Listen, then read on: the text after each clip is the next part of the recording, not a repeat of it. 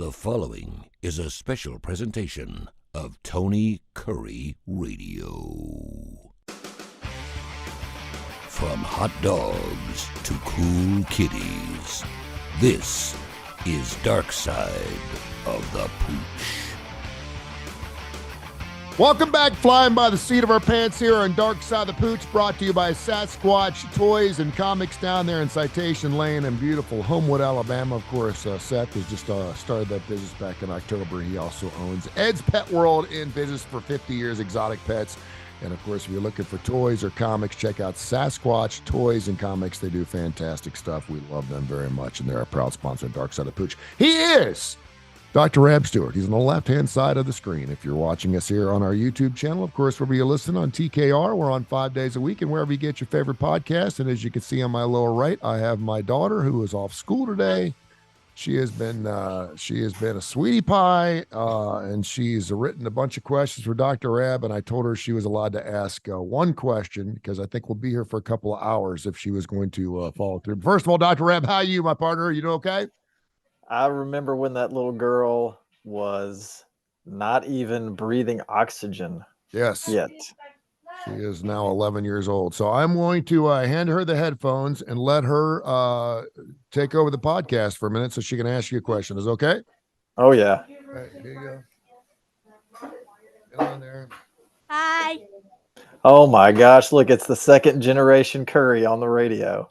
I know. It's scary. Okay. How are you? Good.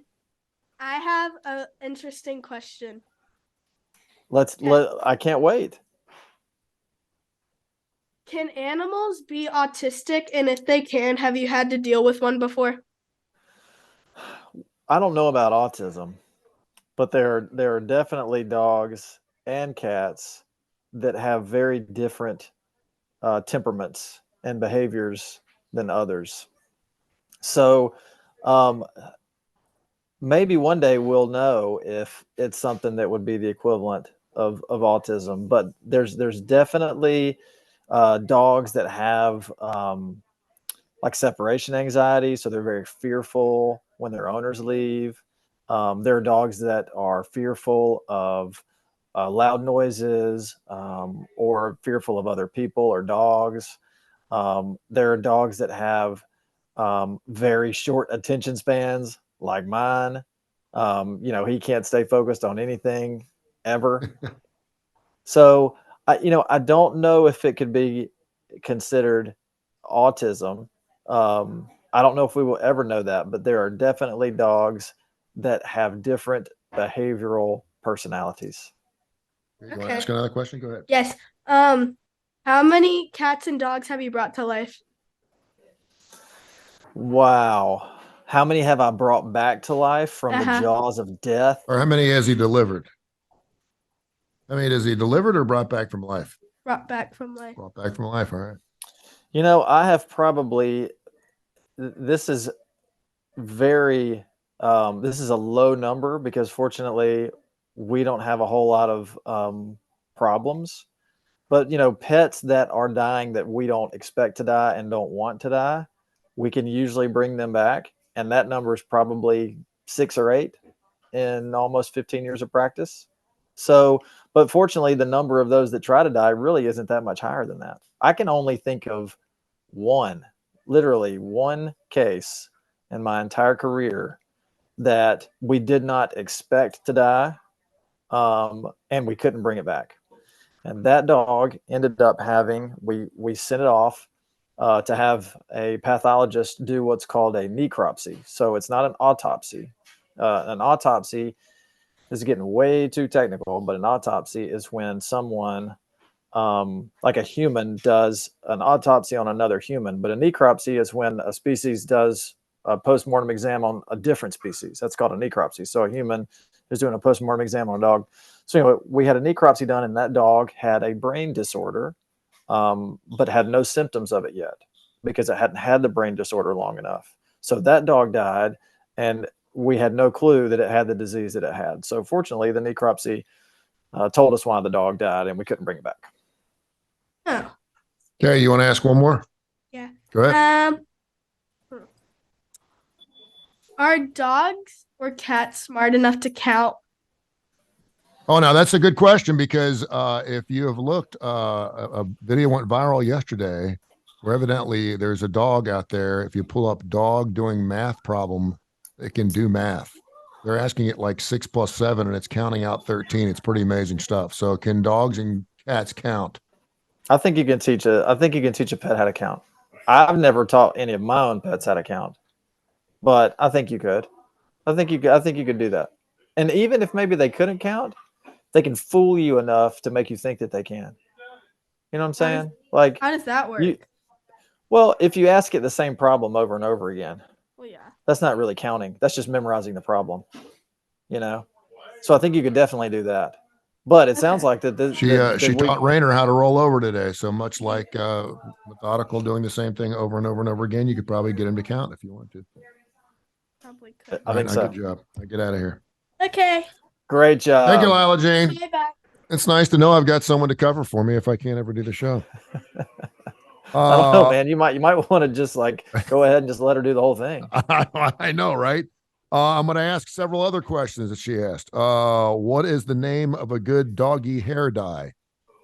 Oh, I can ask my groomer and tell you. I have no idea. All right. Why do dogs chase cats? I told her, she goes, which one should I ask? And I said, don't ask that question because it's pretty easy to figure out. She goes, well, what's the answer? And I said, well, I really don't know. But why do dogs chase cats? Because they run. Because they run. There you go. Because they run. Why do cats hiss? Oh, to scare you. Okay, Just to scare you. All right. Is it possible for a dog to meow and a cat to bark? I think it could be. I think it's more. It's cats make. I wish I knew this number off the top of my head, but I don't. Cats can make way more, a much larger variety of noises than dogs, and it's not just purring and hissing. It's and meowing. There's tons of noises that they can make. So I would say that it is much more likely that a cat would be able to bark than a dog would be able to hiss or meow. Or That would be kind of cool. And finally, why do dogs and cats have their thumbs up their arms? It's kind of a good question. The thumbs are way up here, you know? it's a good question. And it's just the way that the good Lord made them. But you know what? I feel like there was another youngster in my office that asked that same question. But I just showed her my hand, and my thumb's kind of it's up there. It's not here. Yeah, that's It's true. not growing out there. It's growing up there. That's true. She also wanted to know, can dogs and cats have moving thumbs? I guess she's asking if they can. Oh no, they can't. Only I think the only living things that can do that are us and primates. Okay, there you go. I'm going to go out on a limb and say it's just us and primates that have an opposable thumb. They really have no reason to have an opposable thumb. That's a good question. All right, I saw this story a couple of days ago, and this is post-COVID vaccine wear and tear. A recent survey has found that 57% of all dog owners in the United States are questioning the safety and efficacy of the rabies vaccine. Now, this is interesting because I was just talking to my daughter and my son last night about rabies because I was going to get Rainer a haircut and he has not had his rabies shot. His last rabies shot was August of last year. And so I need to bring him into the Rossbridge Animal Hospital to make sure he get his rabies shot. So they'll give him a bath and a grooming. As you just saw, Frisco is good to go, but I forgot to bring in Rainer. So I need to do that here next week. But 57% are saying that they don't believe in the efficacy and the safety of the rabies vaccine, which is obviously a lethal disease. Can you please tell the people out there that they have nothing to worry about and how important it is that they have rabies vaccines? The rabies vaccine is incredibly effective. I mean, it's one of the most effective vaccines that we give to animals. All you have to do is look at the number of rabid animals that have had a rabies vaccine versus the number of wild animals that have rabies that have never had a rabies vaccine. Yeah. And, you don't see rabies in animals that have been vaccinated against rabies. It's an effective vaccine. Yeah, and we always tell people too that if you're ever bitten by an animal, whether it's a rat or a squirrel or a chipmunk or a raccoon or something, don't let it go. Keep it. Rodents do not carry rabies. Okay. Rodents can't give you rabies, but things like raccoons, uh, foxes, If they do, you obviously need to dogs and test those cats. animals, though. You need to test those animals to make sure, or otherwise you're going through the painful shot regimen yourself because you can get rabies. Absolutely. If you get bitten by an animal, you need to, if it's a dog or a cat, it needs to be confined for 10 days to be sure that it doesn't break with rabies. If you can't prove that it's had a rabies vaccine, and if you've been bitten by a wild animal, then if it's possible to get the animal, then get it. Submit its brain for rabies testing. But if you can't, you need to see your doctor. You need to go see your doctor and talk to him about it. And we all remember the Ozzy Osbourne story when the person threw the live bat up on stage and he bit the head off it off. He thought it was a rubber bat. It was a live bat. And of course, he had to go through the rabies regimen of getting shots in the stomach, which was not. And I'm assuming you still have to go through that regimen, correct? It's different. It's different now. It's not as painful. You don't have to get the injections through your belly. But I will tell you that just a regular rabies vaccine, which I had that quoted recently, it's almost $500. Wow. Yeah. That's insane. Final question from Lila, since the show's wide open today. She wants to know, can cats or dogs get COVID? Oh yeah. Yeah. Yeah. There's proven evidence of dogs and cats getting COVID. All right. Yeah. Go ahead. Info at TonyCurryRadio.net. Info at TonyCurryRadio.net. We affectionately call this Mutt Mail. We'll give you some mail here from all of our emails and all the people, thousands of folks who listen to Darkside of the Pooch. He is Dr. Rab Stewart, Rossbridge Animal Hospital, RossbridgeVet.com. Check them out, of course, on Facebook, not to mention at Rossbridge Vet on Twitter, or now the X platform it is called. Holly in Tupelo wants to know, is it okay to give my dog Zyrtec? Yeah. Yep. 2 milligrams per kilogram. Well, up to 2 milligrams per kilogram twice a day or once a day. And that goes for all allergy medicines, Claritin D. Can you give your dogs Claritin D? You can give your dog Claritin. You can give your dog Benadryl. And that would be for allergies and what else? Anxiety or anything else? No, just allergies. Just allergies? Yeah, allergies. You're not gonna. Benadryl does not have the same sedative properties that happen in humans. So we have a lot of people say, "Oh, my dog seemed restless, so I gave it some Benadryl to try to knock it out. It didn't work at all." Yeah, because it usually doesn't work that way in dogs. Okay. Piper wants to know, I've heard that dental bones can be harmful to my dog's teeth. As a matter of fact, he fed his dog a dental bone. The dog absolutely loved it. And then all of a sudden, the dog wouldn't eat anything, is because he cracked a molar in the back of his teeth. Are dental bones good or bad for dogs? Well, I think that we have to figure out exactly what we're talking about with dental bones.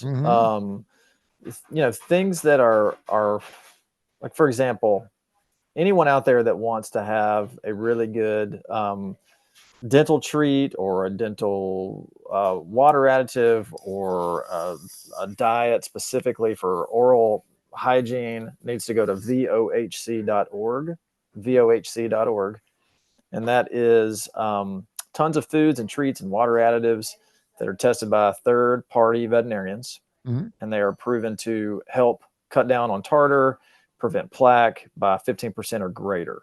There's not going to be anything on that website that's going to cause teeth to be fractured, because if there's something that's hard enough to cause a tooth to be fractured, it's not something you want them chewing on. So hard bones, the old, give the dog a bone, all that kind of stuff. If it's hard, they're going to break their teeth, and that could potentially lead to oral surgery. If they have an open pulp cavity, it's going to get infected, and that tooth has to be pulled. So, kind of stay away from hard things. Okay, so my brother lives in Lawrenceburg, Indiana, lives out in the woods, shoots deer. His dogs are outside all the time, and all they do is chew on deer bones. He gives his dogs raw deer bones all the time, and been doing it for years, and I don't know if that's safe or not. Of course, he's also giving them cigars and everything else. They'll chew anything he throws at them. So when you see the bones in the stores, these big hand wrapped bones, those giant bones, are those okay for dogs? And if you're going to give, I know we have the holidays coming up with Thanksgiving, we have turkeys, we have raw things, we have a lot of people that throw things out in the yard. What can we give our dogs as far as in bones? Well, you just, things that are real thick and hard, you got to be careful with that stuff. So, if the bones are not really thick, then they may be able to get away with chewing them up and not breaking their tooth. But something that's, you mentioned deer, something that should definitely be off of the list are deer antlers. Don't give your dogs that ever. Okay. Because they're really dense. They're going to break a tooth on that. Okay. Michelle wants to know, she said she's heard you can treat a dog's diarrhea with rice. Is it true? There's some truth to that. There are some foods that we feed dogs routinely that have sensitive stomachs, and one of the main ingredients in those foods is rice. Huh. And so that rice is there for a reason. Now, you don't want to just feed a dog a diet of rice for, weeks on end because they're not getting everything that they need. But, if your dog has diarrhea and you want to give it rice for a day or two and see if it clears up, you can. And the rice might help it, or it might be totally incidental. All right. Do you have a question? All right. Come on. Go ahead. Does Dad look pretty with his crown on his head? Yes. Does Daddy look? Yeah. Well, let me clear this up, because with or without the crown, he looks great. All right. Anything else going on at the Rossbridge Animal Hospital that you want to share with us? Any crazy stories you want to share with us? We had an interesting case. When we have interesting cases, I try to mention them. Sometimes I don't remember them. But recently we had a case of immune-mediated hemolytic anemia. Ooh, what's that? It's a disease where the body's immune system attacks its own red blood cells. Oh, wow. So for some reason, the body will make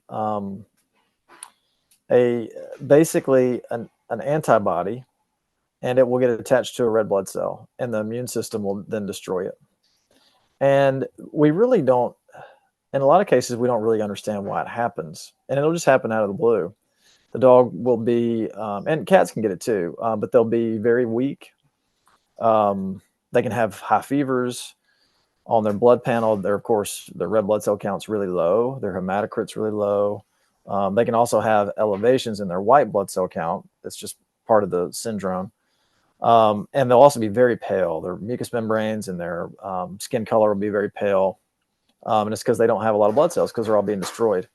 So there are other things that can cause this. Like, for example, if they have a bloodborne infection or like a parasite or something, the immune system will, rightfully destroy those red blood cells.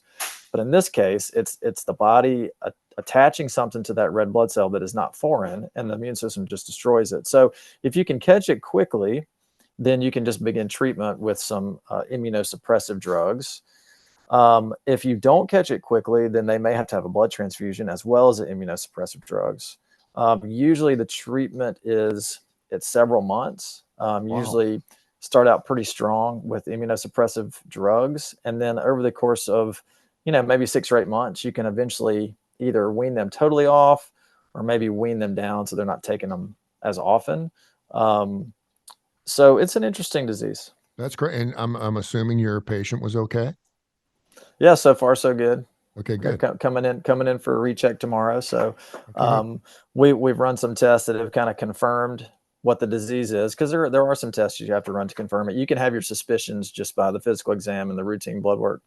But after you diagnose it, at that point, it's up to the dog to respond to the medication. And sometimes one immunosuppressive drug works, but other times you have to add another one. So it's kind of crazy. All right, it is the holidays. If you're looking to board your pets, make sure you call the Rossbridge Animal Hospital. Do so as quickly as possible, because they will fill up. It is 2080301, 2080301, rossbridgevet.com, and of course at rossbridgevet on Twitter, as well as X and Facebook. Hey man, thank you so much. I appreciate you. Over 95% effective is the rabies vaccine. I was looking it up. 95. There you go. Over 95. I think that just because of the COVID vaccination and obviously the separation of how we felt about all that stuff, and now it does seem like every time you turn the TV on, there's some new vaccine out there. And I think people Yeah, the rabies vaccine is legit. take care of your pooches and your pooches. Thank you, brother. I appreciate you. See you next week.